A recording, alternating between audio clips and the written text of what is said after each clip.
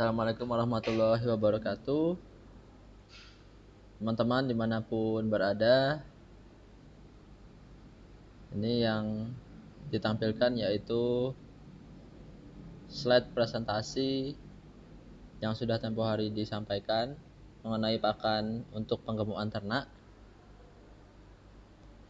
Ada beberapa klasifikasi bahan pakan yang sebaiknya kita semua ketahui, karena dalam budidaya peternakan itu pakan sangat penting. Nah, kita bayangkan sehari-hari kita makan, ternak pun makan, dan sebaiknya kita harus mengetahui apa itu definisi dari bahan pakan. Bahan pakan yaitu seperti ditampilkan di slide, segala sesuatu yang dapat dimakan. Nah, sampai di sini, kalau teman-teman sekalian biasa lihat ternak sapi makan, atau ada kandang sapi yang mungkin agak keruak kayunya, nah itu sebetulnya bukan pakan, karena itu tidak bisa dimakan. Nah, selain dapat dimakan, ternyata pakan itu juga kelanjutannya adalah dapat dicerna.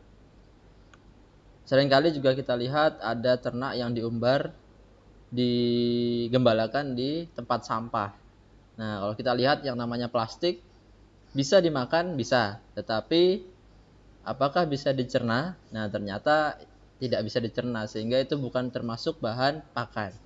Kemudian selanjutnya tidak mengganggu kesehatan. Tidak mengganggu kesehatan, memang banyak sekali juga bahan pakan atau bahan apapun yang bisa dimakan, tetapi kita tidak tahu apakah itu mengganggu kesehatan atau tidak. Sehingga efek dari kesehatan itu juga penting. Sehingga bahan pakan lengkap itu adalah yang dapat dimakan, bisa dicerna sebagian atau seluruhnya, serta tidak mengganggu kesehatan, kemudian dapat bermanfaat.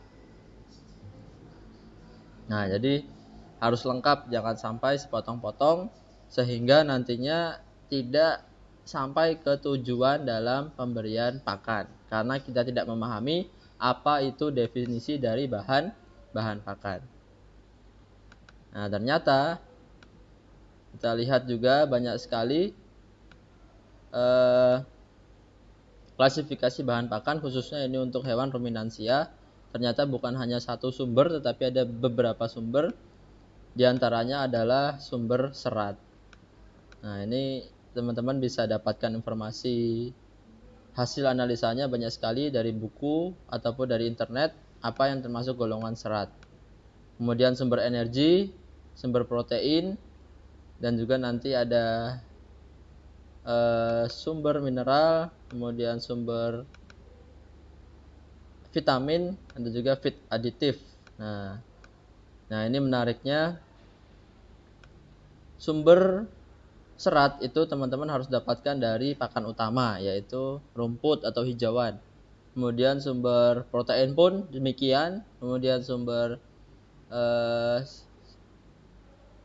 mineral, feed aditif, dan vitamin. Ini menariknya, kita sudah punya yang namanya teknologi NASA, yang di dalamnya dari satu produk itu bisa menyeluruh.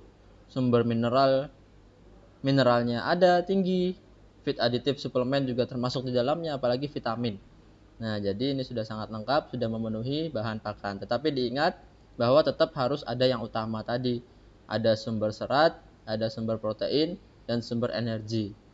Nah, jadi tadi beberapa bahan pakan yang contohnya yang kami sampaikan tadi, itu sebaiknya dicampurkan dalam pakan.